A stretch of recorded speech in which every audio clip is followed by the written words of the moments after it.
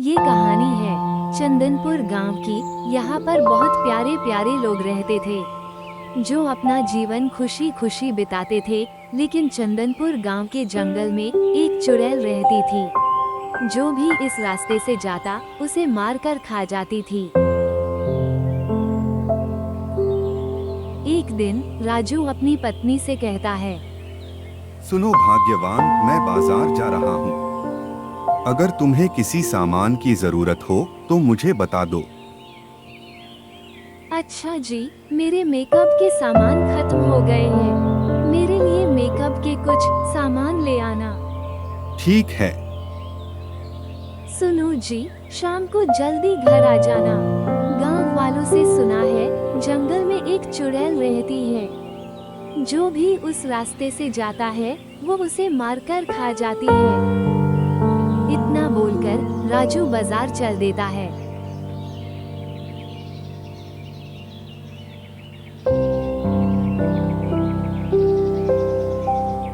इधर राजू की पत्नी यह सोचकर चिंतित थी कि कहीं चुड़ैल राजू को मार ना दे। इधर राजू सामान खरीदकर घर के लिए वापस निकला। धीरे धीरे शाम भी हो रही थी। राजू को ये सोचकर डर लग रहा था कि कहीं चुड़ैल न आ जाए। अचानक पीछे से एक आवाज आती है। राजू ने पीछे मुड़कर देखा तो चुड़ैल थी। चुड़ैल को देखकर राजू डर जाता है। तभी चुड़ैल ने उस पर हमला कर दिया। चुड़ैल ने उसे मार दिया और वहीं पर राजू की मौत हो जाती है। शाम हो गई और मेरे पति अभी तक घर नहीं आए। कहीं उनको चुड़ैल ने मार तो नहीं दिया। हे भगवान, उनकी रक्षा करना।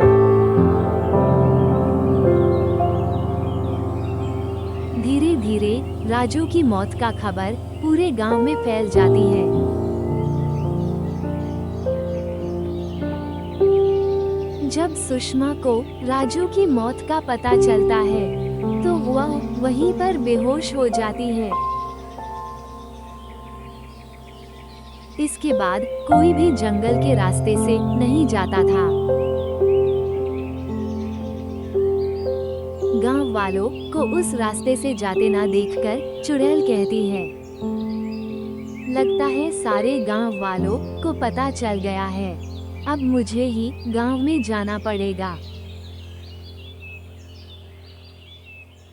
इतना बोलकर चुड़ैल गांव की तरफ बढ़ती है। चुड़ैल को गांव में आता देखकर सभी गांव वाले अपने अपने घर में चले जाते हैं।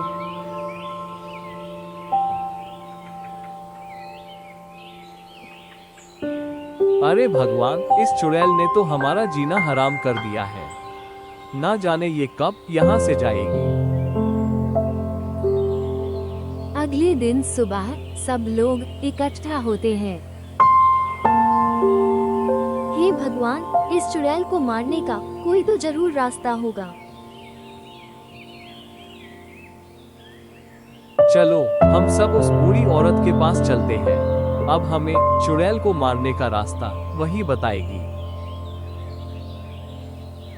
इसके बाद सब लोग उस बूढ़ी औरत के पास जाते हैं।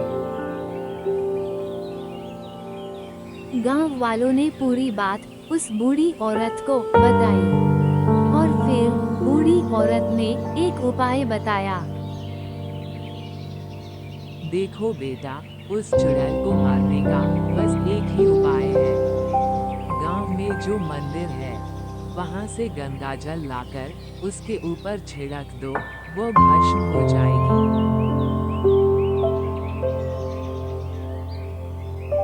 अगले दिन जब चुड़ैल आती है तो गांव वाले उसके ऊपर जल फेंक देते हैं और वो जलकर खाक हो जाती है।